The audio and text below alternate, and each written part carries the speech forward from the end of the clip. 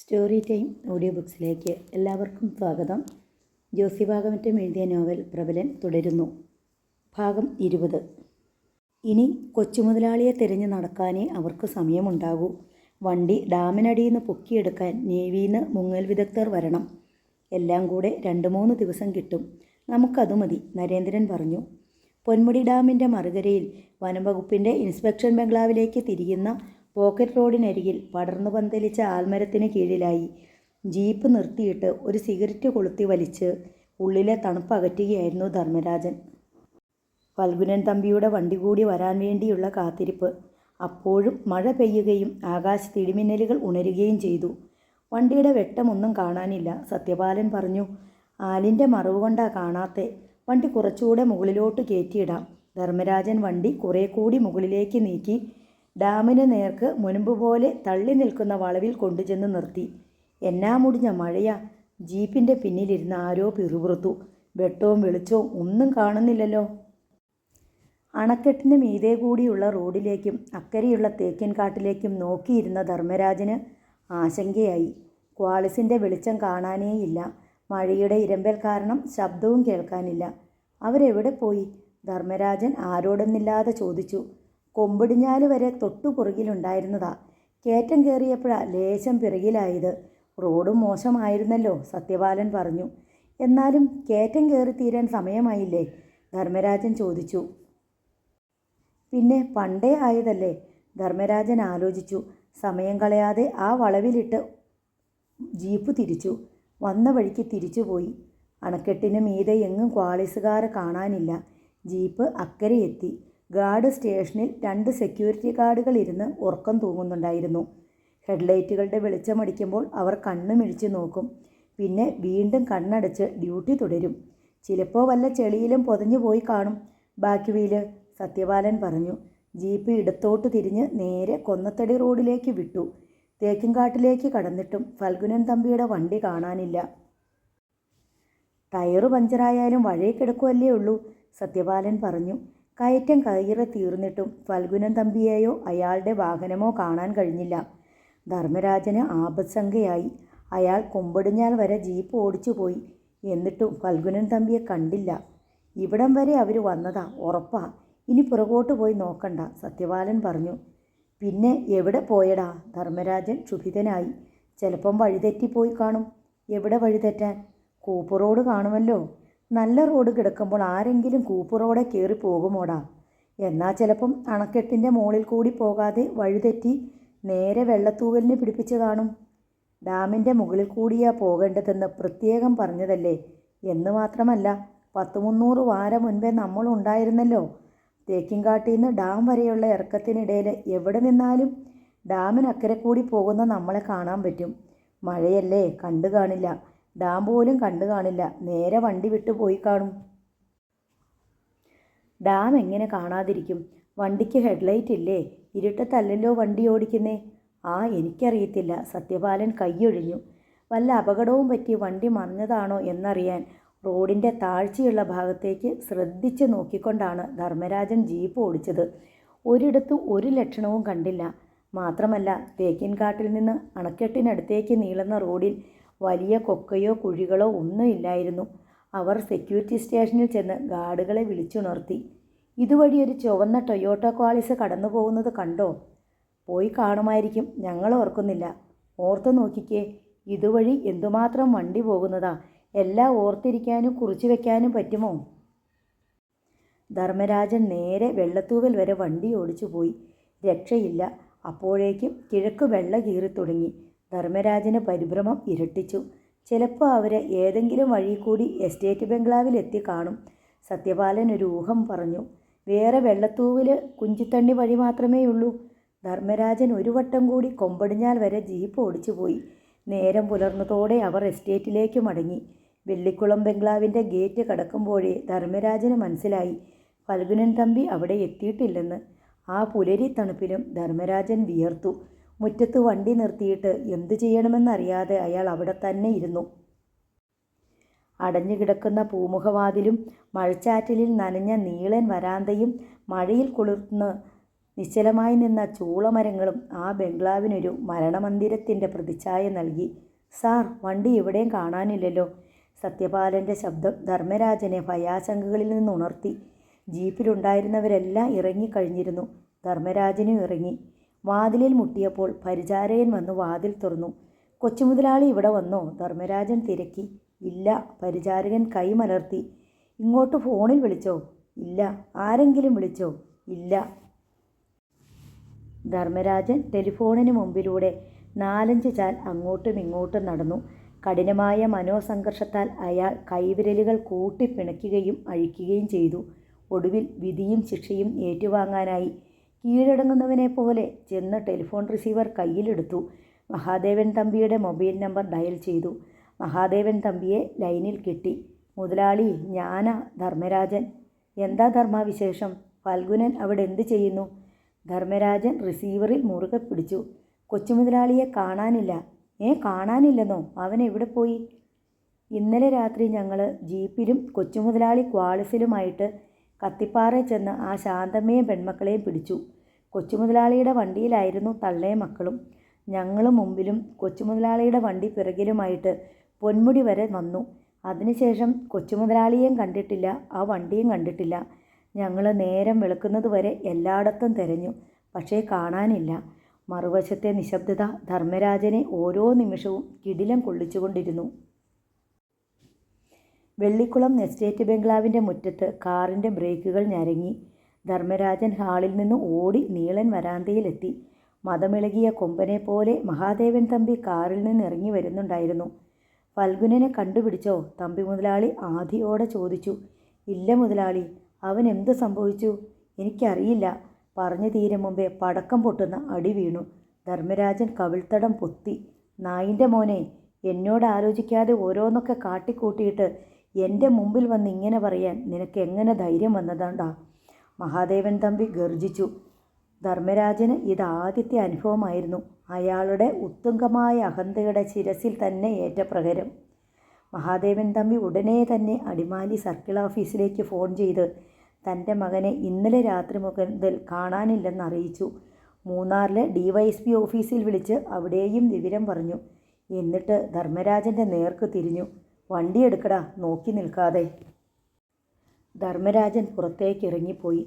ഒരു ചുരുട്ട് കൊളുത്തിയിട്ട് മഹാദേവൻ തമ്പി കാർ പോർച്ചിലേക്ക് ചെന്നു. ധർമ്മരാജനോടൊപ്പം കാറിൽ പോകവേ ഭീഷണിയുടെ സ്വരത്തിൽ തമ്പി പറഞ്ഞു, എൻ്റെ മകനെ എനിക്ക് നഷ്ടപ്പെട്ടാൽ പകരം നിനക്ക് നഷ്ടപ്പെടുന്നത് നിൻ്റെ ജീവനായിരിക്കും.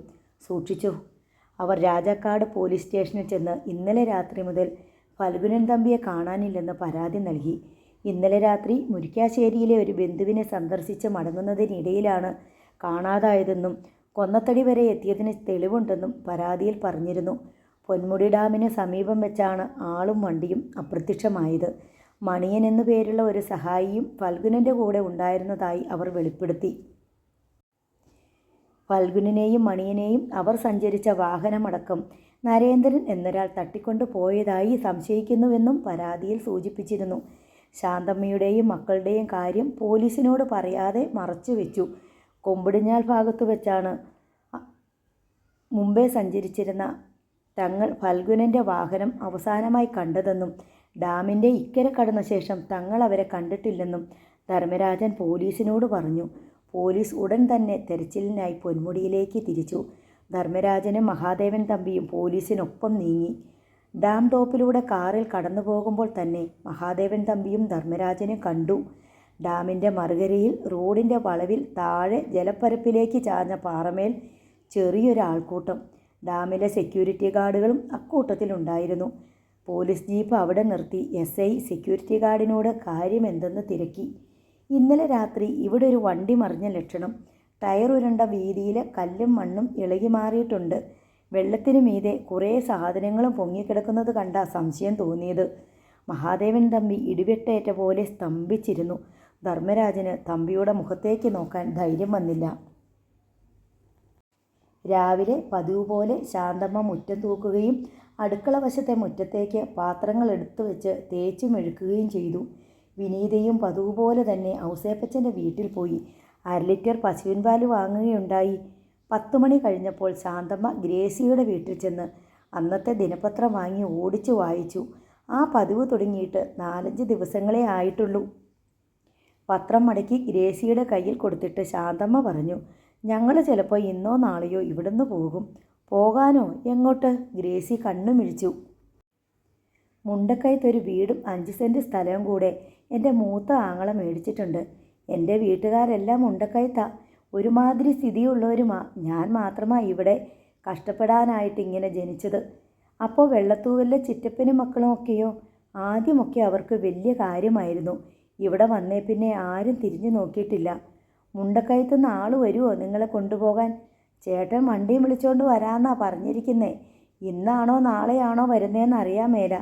ശോ, നിങ്ങൾ പോവുമല്ലേ? എവിടെ ചെന്നാലാ ഒരു മേൽഗതി കിട്ടുന്നതെന്ന് ആർക്കറിയാം? പതിവായി പാൽ വാങ്ങിക്കുമായിരുന്ന വീട്ടിൽ വിനീതയും ഏതാണ്ട് ഇതേ മട്ടിലാണ് പറഞ്ഞത്. പാലിൻ്റേതായി അവർക്ക് കൊടുക്കാനുള്ള പണം തീർത്തു കൊടുക്കുകയും ചെയ്തു. കൊണ്ടുപോകാനുള്ള സാധനങ്ങൾ വിനീതയും ശാന്തമ്മയും കൂടി പാക്ക് ചെയ്തു വെച്ചു.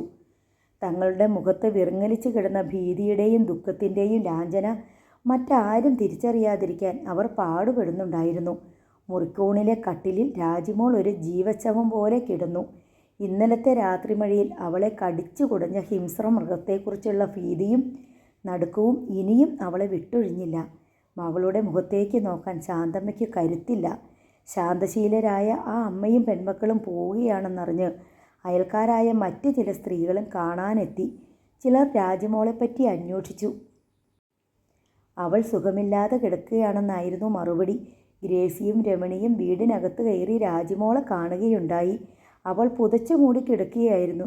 ഗ്രേസി നെറ്റിയിൽ കൈവച്ചപ്പോൾ അവൾ നടുങ്ങി. പനിക്കുന്നുണ്ടല്ലോ, ഗ്രേസി പറഞ്ഞു. പ്രത്യേകിച്ച് ഒന്നും സംഭവിക്കാത്തതുപോലെയാണ് വിനീതയും ശാന്തമ്മയും പെരുമാറിയത്. രാത്രി ചന്നം പിന്നെ മഴ ചാറിക്കൊണ്ടിരുന്നു. മൈതാനത്തിനരികെ മഴ നനഞ്ഞൊരു ടെമ്പോ വാൻ കിടന്നു. കയറ്റി കഴിഞ്ഞിടത്തോളം സാധനങ്ങൾക്ക് മീതെ ഒരു ടാർപോളിൻ വിരിച്ചിട്ടുണ്ട്. ടാർപോളിൻ ഉയർത്തിപ്പിടിച്ചുകൊണ്ട് മഴ നനയാതെ അതിന് കീഴിലായി കുഞ്ഞുമോൻ നിൽപ്പുണ്ട്. കിടക്കകളും തലയിണകളും അടങ്ങുന്ന ഒരു കെട്ട് കരുണൻ ചുമന്നു കൊണ്ടുവന്ന് വണ്ടിയിലിട്ടു. അവരൊക്കെ എന്തിയെ? കുഞ്ഞുമോൻ തിരുക്കി. ഇപ്പോൾ വരും. വീടിൻ്റെ വാതിൽ പൂട്ടുകയായിരുന്നു നരേന്ദ്രൻ. പോകാം, അയാൾ കാത്തു നിന്ന ശാന്തമ്മയോടും വിനീതയോടുമായി പറഞ്ഞു. രാജിമോളെ കുട ചൂടിച്ച് നരേന്ദ്രൻ തന്നോട് ചേർത്ത് നടത്തി. എല്ലാവരും ചെന്ന് വണ്ടിയിൽ കയറി. വണ്ടി നീങ്ങിത്തുടങ്ങി. വിനീത വിൻഡോ സൈഡിലിരുന്ന് വിദൂരതയിലേക്ക് നോക്കി. ചക്രവാളത്തിൽ നിശബ്ദമായി മിന്നിപ്പുളയുന്ന അഗ്നിസർപ്പങ്ങൾ. മഴച്ചാറ്റൽ. വണ്ടി സ്പീഡെടുത്തപ്പോൾ അവളുടെ മുഖത്തേക്ക് മഴത്തുള്ളികൾ മണൽ വാരിയെറിഞ്ഞ പോലെ വന്നു വീണു. നെടുങ്കണ്ടത്ത് ഏതാനും വർഷം മുമ്പ് ശാന്തമായും സ്വച്ഛമായും സന്തോഷമായും ജീവിച്ചിരുന്ന കുടുംബം അവളുടെ ഓർമ്മയിൽ വന്നു. സ്നേഹധനനായ അച്ഛൻ, മുതിർന്നെങ്കിലും കുട്ടിത്തം വിട്ടുമാറാത്ത സഹോദരൻ, കുസൃതി കുടുക്കയായ അനുജത്തി, സ്നേഹവതിയും ക്ഷമാശീലയുമായ അമ്മ. അവർക്കെല്ലാമിടയിൽ സ്വപ്നച്ചിറകുള്ള പക്ഷിയെപ്പോലെ താനും. തങ്ങളുടെ കുടുംബം ഏതു രാക്ഷസനാണ് തച്ചുടച്ചത്? തങ്ങളുടെ ജീവിതത്തെ ഏതു രാക്ഷസനാണ് രക്തപങ്കിലമാക്കിയത്? ഒടുവിൽ ഈ യാത്ര ഏതോ അജ്ഞാത ഭാവിയിലേക്ക്, അനിശ്ചിതത്വത്തിലേക്ക്. അവളുടെ മിഴികളിൽ ഉരുണ്ടുകൂടിയ കണ്ണീർ തുള്ളികൾ കവളത്തുകൂടി ഒലിച്ചു പോയിക്കൊണ്ടിരുന്ന മഴത്തുള്ളികളോട് മത്സരിക്കാൻ വെമ്പൽ കൂട്ടി. രാത്രി മുഴുവൻ ഉറക്കമില്ലാതെ വെള്ളികുളം എസ്റ്റേറ്റ് ബംഗ്ലാവിൻ്റെ ഉൾത്തളങ്ങളിലൂടെ കെട്ടുപോയ ഒരു ചുരുട്ടും കടിച്ചു പിടിച്ച് അലയുകയായിരുന്നു മഹാദേവൻ തമ്പി. തൻ്റെ കാഴ്ചയ്ക്കപ്പുറത്ത് തനിക്കെതിരെ യുദ്ധസന്നാഹങ്ങൾ നടക്കുന്നുണ്ടെന്ന് അയാൾക്ക് തോന്നി. ശത്രുപാളയത്തിൽ നിന്ന് പടഹധ്വനി. സായിപ്പന്മാരുടെ ദർബാർ ഹാളിൻ്റെ മൂലയ്ക്ക് ധർമ്മരാജനും തണുത്തു വിറച്ച് ഉറങ്ങാതിരിപ്പുണ്ട്. മഹാദേവൻ തമ്പിയുടെ കാലച്ച അടുത്തു വരുമ്പോഴെല്ലാം അയാൾ എഴുന്നേറ്റ് നിൽക്കും. ക്രൂരമായ കുറേ ചോദ്യങ്ങളുടെ കൊടുങ്കാറ്റ് മഹാദേവൻ തമ്പിയുടെ നാവിൽ നിന്ന് ഏതു നിമിഷവും പുറപ്പെട്ടേക്കാം എന്ന് ഓരോ നിമിഷവും അയാൾ പേടിച്ചു. ജീവിതത്തിൽ ഇന്നോളം മഹാദേവൻ തമ്പി അയാളെ പ്രശംസിച്ചിട്ടേയുള്ളൂ. തമ്പി മുതലാളിയുടെ വലങ്കൈയെന്ന് താനെന്ന് അയാൾ തെളിയിച്ചു കൊടുക്കുകയും അതിൽ അഹങ്കരിക്കുകയും ചെയ്തിരുന്നു. ഇന്ന് ആ വലങ്കൈ ഒടിഞ്ഞു തൂങ്ങിയിരിക്കുന്നു. തമ്പി മുതലാളിക്ക് തന്നിലുള്ള വിശ്വാസം നഷ്ടപ്പെട്ടു. ആ വിശ്വാസം പുനഃസ്ഥാപിക്കാൻ വേണ്ടി സ്വന്തം തലയറുത്ത് ആ കൽച്ചുവട്ടിൽ വയ്ക്കാനും അയാൾ സന്നദ്ധനായിരുന്നു. നിനക്കവനെ തടയാൻ കഴിയുമായിരുന്നു ഇല്ലേ? മഹാദേവൻ തമ്പി തളർന്ന സ്വരത്തിൽ ചോദിച്ചു. ഇങ്ങനെ സംഭവിക്കുമെന്ന് ഞാൻ ഒട്ടും വിചാരിച്ചില്ല. നിനക്കെന്നെ അറിയിക്കാനും തോന്നിയില്ല. എന്നോട് കർശനമായിട്ട് പറഞ്ഞു അടുത്ത ദിവസമേ അറിയിക്കാവൂന്ന്. മഹാദേവൻ തമ്പി കെട്ടുപോയ ചുരുട്ട് ലൈറ്റർ തെളിച്ച് കത്തിച്ചു. ഇന്ന് നേവിയിലെ മുങ്ങൽ വിദഗ്ധർ വരും. അവർക്ക് അണക്കെട്ടിലെ ഒരിടത്തും അവൻ്റെ വണ്ടി കണ്ടെത്താൻ കഴിയല്ലേന്നാ എൻ്റെ പ്രാർത്ഥന. ഇന്നലെ പകൽ ഫയർഫോഴ്സ് വന്ന് പൊന്മുടി ഡാമിൽ അവരെക്കൊണ്ടാകാവുന്ന വിധം തെരച്ചിൽ നടത്തിയിരുന്നു. മഹാദേവൻ തമ്പിയുടെ മകൻ സഞ്ചരിച്ചിരുന്ന ക്വാളിസ് കാർ പൊന്മുടി ഡാമിൽ മുങ്ങിപ്പോയിട്ടുണ്ടെന്ന വസ്തുത ഇന്നലെ തന്നെ ഏറെക്കുറെ സ്ഥിരീകരിക്കപ്പെട്ടു.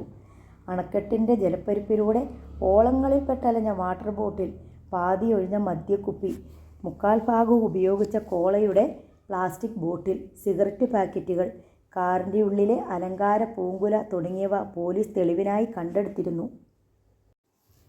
കാറിനുള്ളിൽ ഫൽഗുനൻ തമ്പിയോടൊപ്പം മറ്റാരൊക്കെയോ ഉണ്ടായിരുന്നെന്ന് പോലീസ് ചോദിച്ചപ്പോൾ മറുപടി പറയാനാവാതെ ധർമ്മരാജൻ കുഴങ്ങി. ആരൊക്കെ ഉണ്ടായിരുന്നു എന്ന് എനിക്ക് ശരിക്കറിയില്ല. മണിയൻ എന്നൊരാളുകൂടി ഉണ്ടെന്ന് തോന്നുന്നു. അത്രയും പറഞ്ഞ് ധർമ്മരാജൻ പിന്മാറി. കാറിനുള്ളിൽ 3 സ്ത്രീകൾ കൂടി ഉണ്ടെന്ന് പറഞ്ഞാൽ അക്കൂട്ടത്തിൽ പല ചോദ്യങ്ങൾക്കും ഉത്തരം പറയേണ്ടി വരുമെന്ന് ധർമ്മരാജൻ അറിയാമായിരുന്നു. തേക്കുംകാട്ടിലെ റോഡിലൂടെ ഇറക്കമിറങ്ങി വരുമ്പോൾ ഫൽഗുനൻ തമ്പി സഞ്ചരിച്ചിരുന്ന കാർ നിയന്ത്രണം നഷ്ടപ്പെട്ട് അണക്കെട്ടിലേക്ക് വീണതായിരിക്കുമെന്നായിരുന്നു പോലീസിൻ്റെ നിഗമനം. ദർബാർ ഹാളിലെ പഴയ ക്ലോക്ക് 4 മണിയടിച്ചു. അവൻ വല്ലാതെ മദ്യപിച്ചിരുന്നോ? മഹാദേവൻ തമ്പി വീണ്ടും അണഞ്ഞുപോയ ചുരുട്ട് വില്ലുകൾക്കിടയിലേക്ക് മാറ്റിക്കൊണ്ട് ധർമ്മരാജനോട് ചോദിച്ചു. ഒരുപാടൊന്നും കുടിച്ചില്ല മുതലാളി. അവൻ്റെ വണ്ടി അബദ്ധത്തിൽ അണക്കെട്ടിൽ വീണുപോയതെന്നാണോ ധർമ്മൻ്റെയും കണക്കുകൂട്ടൽ? അല്ലാതെ എങ്ങനെ സംഭവിക്കും? മഹാദേവൻ തമ്പി ഒരു നിമിഷം എന്തോ ഓർത്തു നിന്നു. നേവിക്കാർ വന്ന് ഡാമിൻ്റെ അടിത്തട്ടിന്ന് കാറ് പൊക്കിയെടുക്കുമ്പോൾ അതിനകത്ത് 3 പെണ്ണുങ്ങളുടെ ശവം കൂടി ഉണ്ടാവും അല്ലേ? ഉണ്ടാവും. അവരെങ്ങനെ എൻ്റെ മകൻ്റെ കാറിനുള്ളിൽ കടന്നുകൂടിയെന്ന് പോലീസ് ചോദിച്ചാൽ എന്തുത്തരം പറയും? ധർമ്മരാജൻ ചിന്താകുഴപ്പത്തിലായി. എനിക്കറിയില്ല മുതലാളി. മഹാദേവൻ തമ്പി അല്പനേരം ആലോചിച്ചു. പിന്നെ തലകുലുക്കി. അത് തന്നെ പറഞ്ഞാൽ മതി. നിനക്കറിയില്ല. ആർക്കും ഒന്നും അറിയില്ല. മനസ്സിലായോ? ധർമ്മരാജൻ ആശ്വാസത്തോടെ തലകുലുക്കി. ഗേറ്റിൽ നിന്ന് തുടർച്ചയായി ഹോണടിക്കുന്ന ശബ്ദം കേൾക്കാമായിരുന്നു. പ്രസന്നനായിരിക്കും. ആ ഗേറ്റ് കീപ്പർ ഉറക്കഗുളിക കഴിച്ചിട്ടാണോ ഗേറ്റിന് കാവലിരിക്കാറ്? മഹാദേവൻ തമ്പി ചോദിച്ചു. ഞാൻ നോക്കാം. ധർമ്മരാജൻ എഴുന്നേറ്റ് പോയി ഹാളിന് മുമ്പിലെ വാതിൽ തുറന്നു. ബംഗ്ലാവിന് ചുറ്റും തങ്ങി നിന്ന കനത്ത മൂടൽമഞ്ഞ് ഹാളിലേക്ക് തള്ളിക്കയറി. ഗേറ്റ് കടന്നു വരുന്ന വാഹനത്തിൻ്റെ മഞ്ഞ ലൈറ്റുകളുടെ പ്രകാശം 2 സ്പോട്ട് ലൈറ്റുകൾ പോലെ പുകമഞ്ഞിനെ തുളച്ചു വന്ന് ധർമ്മരാജൻ്റെ കണ്ണഞ്ചിപ്പിച്ചു. കാർ പോർച്ചിൽ കാർ നിന്നു. ഡോർ തുറന്ന് പ്രസന്നൻ തമ്പി ഇറങ്ങി. തിടുക്കത്തിൽ അയാൾ ഹാളിന് നേർക്കു വന്നു. ധർമ്മരാജനെ കണ്ട് ഒരു നിമിഷം നിന്നു. എന്തൊക്കെയാണ് ഇവിടെ സംഭവിച്ചത്? അയാൾ പൊട്ടിത്തെറിച്ചു. അച്ഛനകത്തുണ്ട്, ധർമ്മരാജൻ പറഞ്ഞു. വാതിലിനടുത്തു നിന്ന് മാറിക്കൊടുക്കുകയും ചെയ്തു. ഇളയ മകനെ കണ്ടതോടെ മഹാദേവൻ തമ്പി ഇതുവരെ അടുക്കി വച്ചിരുന്ന വേദനയും ദുഃഖവും ഇടറിപ്പോയ 2 വാക്കുകളായി പുറത്തേക്ക് വീണു. അവൻ പോയടാ. പിന്നെ അയാൾ കെട്ടുപോയ ചുരുട്ട് ഒരു തവണ കൂടി കൊളുത്തി. പ്രസന്നൻ തമ്പി തളർന്ന പോലെ സോഫയിലേക്കിരുന്നു. അല്പം കഴിഞ്ഞ് ചോദിച്ചു. എങ്ങനെയാണച്ചാ? ആരെങ്കിലും ചതിച്ചതാണോ? അവൻ ഓടിച്ചിരുന്ന വണ്ടി അണക്കെട്ടിൽ വീണു. ഏതാണ്ട് 200 അടി താഴ്ചയിലേക്ക് പോയവൻ ജീവിച്ചിരിപ്പുണ്ടെന്ന് കരുതാൻ വയ്യല്ലോ. പ്രസന്നൻ തമ്പി വിടർത്തിയ കൈവിരലുകളിലേക്ക് നെറ്റി താങ്ങി. യശോധരയ്ക്ക് എങ്ങനെയുണ്ട്? മഹാദേവൻ തമ്പി ചോദിച്ചു. ഒരു മാറ്റവുമില്ല. ശൈലജയില്ലേ അവിടെ? വൈശാഖനും ശൈലജയും കൂടി വെളുപ്പിന് അവിടുന്ന് തിരിക്കും. 10 മണിക്ക് മുമ്പേ ഇവിടെ എത്തുമെന്നാണ് പറഞ്ഞത്. അവളോട് ആര് പറഞ്ഞു ഇങ്ങോട്ട് വരാൻ? അവൾ വരേണ്ടായിരുന്നു. പ്രസന്നൻ തമ്പി മറുപടി ഒന്നും പറഞ്ഞില്ല. അകലെ മഞ്ഞുമൂടിയ താഴ്വരയിലെ തേയില ഫാക്ടറിയിൽ നിന്ന് 5 മണിക്കുള്ള സൈറൻ മുഴങ്ങി. നരേന്ദ്രൻ വരാൻ വേണ്ടി കാത്തിരിക്കുകയായിരുന്നു ഡാനിയും കരണിനും കുഞ്ഞുമോനും. നരേന്ദ്രൻ 9 മണിയോടെ ശാന്തമ്പാറ ശശിയുടെ വീട്ടിലെത്തി.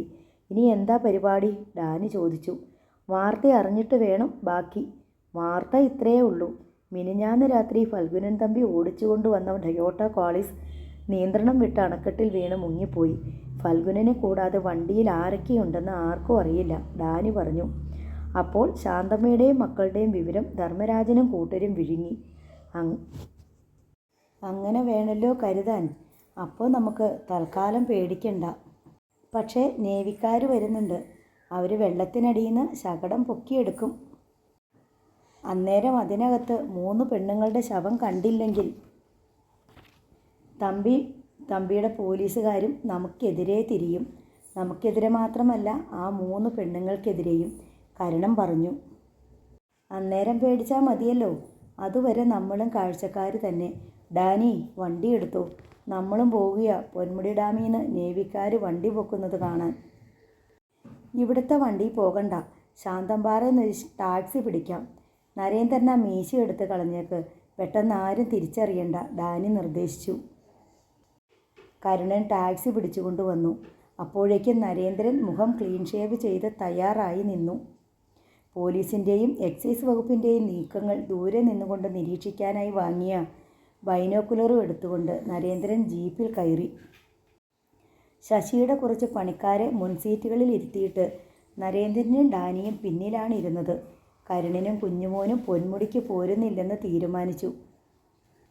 ശങ്കറിനെ ശാന്തമ്മയുടെയും മക്കളുടെയും രഹസ്യ കാവലിന് ഏർപ്പെടുത്തിയിരുന്നു. 10:30 മണിയോടെ അവർ രാജാക്കാട് വഴി പൊന്മുടിയിലെത്തി. ഇക്കരെ എത്തിയപ്പോഴേ കണ്ടു, ഒരു ദേശത്തെ ജനങ്ങൾ മുഴുവൻ തടിച്ചുകൂടിയതുപോലെ ഡാമിനു മീതെയും അപ്രോച്ച് റോഡുകളിലും സമീപ പ്രദേശങ്ങളിലുമെല്ലാം വൻ തിരക്ക്. ദൂരത്തിൽ നിരന്ന് കിടക്കുന്ന വാഹനങ്ങൾ, ഫയർഫോഴ്സിൻ്റെ വാഹനം, നേവിയുടെ തന്നെ ഭീമാകാരമായ ക്രെയിൻ. മുങ്ങൽ വിദഗ്ധർ തെരച്ചിൽ ആരംഭിച്ചു കഴിഞ്ഞിരുന്നു. പോലീസ് ജനങ്ങളെയോ വാഹനങ്ങളെയോ കടത്തിവിടുന്നില്ല. ഡാമിനക്കരെ ഒരു മരത്തണലിൽ ജീപ്പ് ഒതുക്കിയിട്ട ശേഷം നരേന്ദ്രനും സംഘവും ഡാമിലേക്ക് തന്നെ നോക്കിക്കൊണ്ടിരുന്നു. മുങ്ങൽ വിദഗ്ധരുടെ ചലനങ്ങൾ ജലപ്പരപ്പിനു മീതെ കാണാം. മഞ്ഞ നിറമുള്ള ഏതാനും ലൈഫ് ബോയികൾ ഓളങ്ങൾക്ക് മീതെ ചാഞ്ചാടുന്നത് കാണാമായിരുന്നു. നരേന്ദ്രൻ ബൈനോക്കുലർ എടുത്ത് അതിലൂടെ നോക്കിക്കൊണ്ടിരുന്നു. ഒരു കാർ തുടരെ ഹോൺ മുഴക്കിക്കൊണ്ട് നരേന്ദ്രനും സംഘവും കാത്തുകിടന്ന റോഡിലൂടെ വരുന്നുണ്ടായിരുന്നു. നിരന്തരമായ ഹോൺ ശബ്ദം കേട്ട് നരേന്ദ്രൻ പിന്നിലെ ടാർപോളിൻ മാറ്റി നോക്കി. ഏതോ വിദേശ നിർമ്മിത കാർ. മുന്നോട്ട് പോകാൻ പറ്റില്ലെന്ന് പറഞ്ഞ് പോലീസുകാർ ആ വണ്ടി തടയുന്നു. ഒടുവിൽ കാറിൻ്റെ ഡോർ തുറന്ന് ഒരു യുവതി പുറത്തേക്കിറങ്ങി. ഞങ്ങൾക്ക് മുന്നോട്ട് പോയേ പറ്റൂ, എൻ്റെ സഹോദരനാണ് മരിച്ചത്, അവൾ പോലീസുകാരനോട് തർക്കിച്ചുകൊണ്ടിരുന്നു. ആരായാലും മുന്നോട്ട് പോകാൻ പറ്റില്ല, കോൺസ്റ്റബിൾ തീർത്തും പറയുന്നു. നരേന്ദ്രൻ അന്തം വിട്ട് വീണ്ടും നോക്കി. ശൈലജ, മഹാദേവൻ തമ്പിയുടെ മകൾ, തൻ്റെ പൂർവ്വ കാമുകി. 5 വർഷങ്ങൾക്ക് മുമ്പ് കാട്ടിലെ മലനിരകളിൽ ഉരുളുപൊട്ടുകയും റോഡുകൾ ഇടിഞ്ഞ് തോടുകളും ഗർത്തങ്ങളുമായി രൂപപ്പെടുകയും ചെയ്ത രാത്രിയിൽ പേമാരി പോലെ തൻ്റെ ജീവിതത്തിലേക്ക് പെയ്തിറങ്ങിയവൾ. അവനിൽ ഓരോ രോപകൂപങ്ങളും സൂചിമുനകൾ പോലെ ഉണർന്നു. നരേന്ദ്രൻ്റെ അമ്പരപ്പും അത്ഭുതവും കെട്ടടങ്ങും മുമ്പേ ഡാനി അവനെ തോണ്ടി. ആരാ അത്? തമ്പി മുതലാളിയുടെ മകളാണോ? അതേ എന്ന് നരേന്ദ്രൻ തല കുലുക്കി. ശൈലജ? ജീപ്പിനുള്ളിൽ ഒരു മർമ്മരം വ്യാപിച്ചു. നരേന്ദ്രൻ്റെ ജീവിതം പന്താടിയ പെണ്ണിനെ ശരിക്ക് കാണാൻ ജീപ്പിന് പിന്നിലെ ടാർപോളിനിടയിലൂടെ ഡാനി പുറത്തേക്ക് തല നീട്ടി. അവൾ അപ്പോഴും പോലീസുകാരോട് കെഞ്ചുകയായിരുന്നു. സർ, മഹാദേവൻ തമ്പിയുടെ മകളാ ഞാൻ, എന്നെ കടത്തിവിടണം.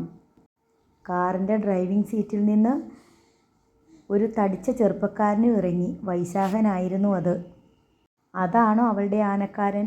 ഡാനി ആത്മകഥം പോലെ പിറുപിറുത്തു. അയാൾ ഇറങ്ങിയതും ഒരു കൊച്ചുകുട്ടിയും കാറിന് വെളിയിലിറങ്ങി അയാളുടെ കയ്യിൽ തൂങ്ങി. വൈശാഖനും പോലീസുകാരുടെ അടുത്ത് മുന്നോട്ട് പോകാനുള്ള അനുവാദത്തിനായി വാദിക്കുന്നത് കാണാമായിരുന്നു. പോലീസുകാരൻ സമ്മതിച്ചെന്ന് തോന്നുന്നു. ശൈലജയും വൈശാഖനും കാറിൽ കയറുന്നത് കണ്ട് ഡാനി ശബ്ദം താഴ്ത്തി പറഞ്ഞു. കാർ ഹോണടിച്ച് നീങ്ങാൻ തുടങ്ങി. വാഹനങ്ങൾക്കിടയിലൂടെ അത് എങ്ങനെയോ പോയിക്കൊണ്ടിരുന്നു. എടാ നരേന്ദ്ര, ഡാനി അവനെ തോണ്ടി വിളിച്ചു. ഏതോ സ്വപ്നലോകത്തു നിന്ന് വലിച്ചെറിയപ്പെട്ട പോലെ നരേന്ദ്രൻ ഡാനിയെ പകച്ചു നോക്കി. നീ എവിടായിരുന്നു? ഞാൻ 5 വർഷം പിറകിലായിരുന്നു. അടിമാലിയിൽ മോറ്റൊഴിക്കുള്ള റോഡിൽ കൂടി രാത്രിയിൽ ചുഴലിക്കാറ്റത്ത് പെരുമഴയത്ത് ഞാനൊരു പഴയ ടാറ്റ എസ്റ്റേറ്റ് കാറ് ഓടിച്ചു പോവുകയായിരുന്നു. ഇടിഞ്ഞ റോഡും ഒടിഞ്ഞു വീണ മരക്കൊമ്പുകളും ഉരുൾപൊട്ടലും വെള്ളപ്പൊക്കവും പിന്നെ അവളും. 4-5 മിനിറ്റ് കൊണ്ട് ഞാൻ ഒരുപാട് സഞ്ചരിച്ചു. മറയൂരിലും മാട്ടുപ്പെട്ടിയിലും പോയി. അവൻ്റെ സ്വരത്തിൽ നഷ്ടബോധമാണോ ഓർമ്മയുടെ മധുരമാണോ പകയുടെ തീപ്പൊരിയാണോ അടങ്ങിയിരുന്നതെന്ന് ആർക്കും തിരിച്ചറിയാൻ കഴിഞ്ഞില്ല. ഒരു സത്യം ഞാൻ പറയാലോ നരേന്ദ്ര, നീ ജയിലിൽ കിടന്നതും നിനക്ക് വട്ടുപിടിച്ചതും ഒന്നും ഒരു നഷ്ടമല്ല, ഡാനി പറഞ്ഞു. അതെന്താ? അവൾ മനസ്സും ശരീരവും തന്ന് നിന്നെ പ്രേമിച്ചില്ലേ? അതിന് നീ കൊടുത്ത വിലയായിട്ട് കണക്കാക്കിയാലും നിനക്കാ ലാഭം. എൻ്റെ കുടുംബം. അതേയുള്ളൂ നഷ്ടക്കച്ചവടം. ഇപ്പം തന്നെ അവളെ കണ്ടില്ലേ, എന്തൊരഴകാ. കല്യാണവും കഴിച്ച് ഒരു കൊച്ചിൻ്റെ തള്ളയായി തീർന്നെന്ന് തോന്നുമോ? 5 കൊല്ലം മുമ്പ് അവൾ എങ്ങനെ ഇരുന്നിരിക്കും? ഇങ്ങനെയൊക്കെ തന്നെ. നരേന്ദ്രൻ പിറുപിറുത്തു. നിനക്ക് എന്തു തോന്നി അവളെ ഇപ്പം കണ്ടിട്ട്? ഒരു വിഷമം തോന്നിയോ? വിഷമമല്ലട ഡാനി, വേറെ എന്തൊക്കെയോ വിചാരങ്ങൾ. എനിക്കത് പറയാൻ അറിയില്ല. മരിച്ചു കഴിഞ്ഞ് 100 200 വർഷത്തിന് ശേഷം വേറെ ഏതെങ്കിലും ഒരു ലോകത്തിലെ ഒരു ഗ്രാമത്തിൽ വെച്ച് പഴയ ശത്രുവിനെ കണ്ടുമുട്ടിയ പോലൊരു വികാരം. സന്ധി ചെയ്യണോ, യുദ്ധം ഉറക്കെ പ്രഖ്യാപിക്കണോ, ശത്രുത അരക്കിട്ട് ഉറപ്പിക്കണോ, മിണ്ടാതെ കടന്നു പോകണോ, ഏതാണോ വേണ്ടതെന്ന് അറിയാൻ വയ്യാത്ത ഒരവസ്ഥയുണ്ടല്ലോ. എന്നാൽ ഇതെല്ലാം ചെയ്യണമെന്നുണ്ട്. ഡാനിക്ക് അവൻ പറഞ്ഞത് മുഴുവൻ മനസ്സിലായില്ല. നരേന്ദ്രൻ വീണ്ടും ബൈനോക്കുലർ കണ്ണിന് നേർക്ക് അടുപ്പിച്ചു. അണക്കെട്ടിന് നേർക്ക് അവൻ നോട്ടം തിരിച്ചു. ഡാമിനരികെ റോഡിൽ നിലയുറപ്പിച്ച ക്രെയിനിൻ്റെ നീണ്ട കൈ ജലപ്പരപ്പിന് മീതേക്ക് നീണ്ടു കിടന്നു. അതിൻ്റെ അറ്റത്ത് ഇരുമ്പ് കപ്പിയിലൂടെ ഉരുക്കുപടം ക്രമേണ അയഞ്ഞയഞ്ഞ് വെള്ളത്തിലേക്ക് താണു പോയിക്കൊണ്ടിരുന്നു. ഡാമിൻ്റെ അരികിലേക്ക് തിരമാല പോലെ തള്ളിയെടുക്കുന്ന ജനക്കൂട്ടത്തെ നിയന്ത്രിക്കാൻ പോലീസ് നന്നേ പണിപ്പെടുന്നുണ്ടായിരുന്നു. നരേന്ദ്രൻ ബൈനോക്കുലർ ഡാമിന് പരിസരത്തെ മറ്റ് കാഴ്ചകളിലൂടെ നീങ്ങി. ഉയർന്ന പോലീസ് ഉദ്യോഗസ്ഥർക്കും നേവി ഉദ്യോഗസ്ഥർക്കും സമീപം മഹാദേവൻ തമ്പി നിൽക്കുന്നത് അവൻ കണ്ടു. അരികെ പ്രസന്നൻ തമ്പി, ധർമ്മരാജൻ, സത്യപാലൻ. ക്രെയിനിലെ ഇരുമ്പ് കപ്പിയിൽ നിന്ന് തൂങ്ങിക്കിടന്ന ഉരുക്കുവടം വലിഞ്ഞു മുറുകി. അത് മുകളിലേക്ക് ചുറ്റിക്കൊണ്ടിരുന്നു. പെട്ടെന്ന് ജനക്കൂട്ടത്തിൽ നിന്ന് ഒരാരവമുണ്ടായി. ചുവന്ന ടയോട്ട ക്വാളിസിൻ്റെ പിന്നറ്റം ജലപ്പരപ്പിന് മീതെ പൊന്തിയത് നരേന്ദ്രനും കണ്ടു. ജനക്കൂട്ടം വീർപ്പടക്കി നിന്നു. ടയോട്ട ക്വാളിസ് പൂർണ്ണമായും ജലപ്പരപ്പിന് മീതെ പൊന്തി. അതിനുള്ളിൽ നിന്ന് ഒരു ചെറിയ വെള്ളച്ചാട്ടം ഡാമിലേക്ക് പതിച്ചുകൊണ്ടിരുന്നു. അത് പെട്ടെന്ന് നിലച്ചു. ക്രെയിനിൻ്റെ കൈ കരയുടെ നേർക്ക് തിരിഞ്ഞു. ചത്ത ദിനോസറിനെ പോലെ ഉരുക്ക് കവാടത്തിൽ തൂങ്ങിക്കിടന്ന ചുവന്ന കാർ നേരെ കരയുടെ മുകളിലെത്തി. ക്രെയിനിലെ ഉരുക്കുവടം അയഞ്ഞു താണു. ക്വാളിസ് കാറിൻ്റെ മുൻഭാഗം റോഡിൽ വന്ന് മുട്ടി. ഒരു വശം ചെരിഞ്ഞത് റോഡിൽ കിടന്നു. റോഡിലും അണക്കെട്ടിൻ്റെ പരിസരത്തും കൂടിയിരുന്ന ജനസഞ്ചയം ആർത്തലച്ച് ക്വാളിസിനടുത്തേക്ക് ഇരുമ്പിയാർത്തു. പോലീസ് വലിച്ചു പിടിച്ചിരുന്ന കയർവേലികൾ നിമിഷാർത്ഥം കൊണ്ട് തകർന്നു. ആൾക്കൂട്ടത്തെ വിരട്ടി പിന്നോട്ട് ഓടിക്കാൻ പോലീസിന് ചെറിയ തോതിൽ ലാത്തിചാർജ് വേണ്ടിവന്നു. നരേന്ദ്രൻ ബൈനോക്കുലറിലൂടെ വീണ്ടും നോക്കി. പോലീസ് ഉദ്യോഗസ്ഥരും നേവി ഉദ്യോഗസ്ഥരും ക്വാളിസുകാരനെ വലയം ചെയ്യുന്നത് അവൻ കണ്ടു. ധർമ്മരാജനും മഹാദേവൻ തമ്പിയും പ്രസന്നൻ തമ്പിയും പോലീസ് അകമ്പടിയോടെ ക്വാളിസിനടുത്തേക്ക് നീങ്ങുന്നു. ശൈലജയെയോ അവൾ സഞ്ചരിച്ച കാറോ എങ്ങും കാണാനില്ല. അവർ തിരക്കിനിടയിൽ മുന്നോട്ടു പോകാനാവാതെ എവിടെയോ അമർന്നു പോയിട്ടുണ്ടാവുമെന്ന് നരേന്ദ്രൻ ഊഹിച്ചു. പോലീസ് ടൊയോട്ട ക്വാളിസിൽ നിന്ന് മൃതദേഹങ്ങൾ പുറത്തെടുക്കാനുള്ള ഒരുക്കങ്ങളിലാണ്. ഏതാനും പോലീസുകാർ ചേർന്ന് ചെരിഞ്ഞു കിടന്ന കാർ ഒരു സോപ്പ് പെട്ടി മറിച്ചിടും പോലെ ചക്രങ്ങൾ താഴെ വരത്തക്ക വിധം തള്ളിമറിച്ച് നേരെയാക്കി. ഇനി നമ്മളിവിടെ നിന്നിട്ട് യാതൊരു കാര്യവുമില്ല, നരേന്ദ്രൻ പറഞ്ഞു. എന്നു മാത്രമല്ല, ചിലപ്പോൾ അപകടവും കൂടിയാണ്. ജീപ്പ് തിരിക്കാൻ ഡാനി ആജ്ഞാപിച്ചു. വാഹനത്തിരക്ക് മൂലം അവിടെയിട്ട് വണ്ടി തിരിക്കുക അസാധ്യമായിരുന്നു. കുറേ ദൂരം ജീപ്പ് റിവേഴ്സിൽ തന്നെ പോയി. അല്പം ഇടം കിട്ടിയപ്പോൾ ഡ്രൈവർ അവിടെ ഇട്ട് തിരിച്ചു. അത് ശാന്തമ്പാറ ലക്ഷ്യമാക്കി പാഞ്ഞുപോയി. പോലീസ് ക്വാളിസിൻ്റെ ഡോറുകൾ തുറക്കുന്നത് നോക്കി അല്പമകലെ നെഞ്ചിൽ കൈയമർത്തി നിൽക്കുകയായിരുന്നു മഹാദേവൻ തമ്പി. 5 ശവശരീരങ്ങൾ, 1000 കടങ്കഥകൾ, പരിഹാസവും നിന്ദയും, ഇതെല്ലാം മഹാദേവൻ തമ്പി മനസ്സിൽ കണ്ടു. ധർമ്മരാജനും നിന്ന് വിയർക്കുകയായിരുന്നു. ഡോറുകൾ തുറക്കപ്പെട്ടു. മുൻസീറ്റിലും പിൻസീറ്റിലുമായി 2 മൃതദേഹങ്ങൾ കുടുങ്ങിക്കിടന്നിരുന്നു. ചുരുണ്ടുകൂടിയ നിലയിൽ തന്നെ ഡെഡ് ബോഡി 2ഉം റോഡിലേക്ക് ഇറക്കി വെച്ചു. പോലീസ് ഉദ്യോഗസ്ഥർ വീണ്ടും ക്വാളിസിൻ്റെ ഉൾഭാഗം പരിശോധിച്ചു. ഇനിയും മൃതദേഹങ്ങളൊന്നും പുറത്തേക്ക് എടുക്കുന്നില്ലെന്നത് കണ്ട് മഹാദേവൻ തമ്പിയും ധർമ്മരാജനും അന്ധാളിച്ചു പോയി. ശാന്തമ്മയും പെൺമക്കളും എവിടെ? മഹാദേവൻ തമ്പി ധർമ്മരാജനെ തുറിച്ചു നോക്കി. ഏതാനും പോലീസ് ഉദ്യോഗസ്ഥന്മാർ അവരുടെ അടുത്തേക്ക് വന്നു. ഡെഡ് ബോഡികൾ ഐഡൻറ്റിഫൈ ചെയ്യണം. ആരാ ഉള്ളത്? ബന്ധുക്കളോ സ്വന്തക്കാരോ ആരെങ്കിലും വേണം. ഞാൻ വരാം. മഹാദേവൻ തമ്പി മുന്നോട്ട് ചെന്നു. മനസ്സിന് തൻ്റെ ഇടമുള്ളവരാ വേണ്ടത്. ഇവിടെ തലചുറ്റി വീണ് ബാക്കിയുള്ളവർക്ക് പണിയുണ്ടാക്കരുത്, മറ്റൊരു പോലീസ് ഉദ്യോഗസ്ഥൻ പറഞ്ഞു. എനിക്ക് ധൈര്യമുണ്ട്. എൻ്റെ മകനാണ് അതിലൊരാൾ. മഹാദേവൻ തമ്പി ക്വാളിസിനടുത്തേക്ക് നീങ്ങി. മകനാണോ അല്ലയോ എന്ന് കണ്ടിട്ട് തീരുമാനിച്ചാൽ മതി, ഒരു പോലീസ് ഉദ്യോഗസ്ഥൻ പിറുപിറുത്തു. ധർമ്മരാജനും പ്രസന്നൻ തമ്പിയും മഹാദേവൻ തമ്പിയുടെ പിന്നാലെ നീങ്ങി. അവർ ക്വാളിസിനടുത്തെത്തി. റോഡിൽ എടുത്തിട്ടിരുന്ന ചീർത്ത ശവശരീരങ്ങളിലേക്ക് മഹാദേവൻ തമ്പി ഒന്നേ നോക്കിയുള്ളൂ. ഫൽഗുനൻ തമ്പിയുടെ ശരീരം അയാൾ തിരിച്ചറിഞ്ഞു. അതെൻ്റെ മകനാണോ ഫൽഗുനൻ? തമ്പി പോലീസുകാരോട് പറഞ്ഞു. ആണോ? ഒന്നുകൂടെ ശരിക്ക് നോക്ക്. സംശയമൊന്നുമില്ല. പ്രസന്നൻ തമ്പിയും ധർമ്മരാജനും ശരിവെച്ചു. കൂടെയുള്ള മണിയൻ്റെ മൃതദേഹം ധർമ്മരാജൻ തന്നെ തിരിച്ചറിഞ്ഞു.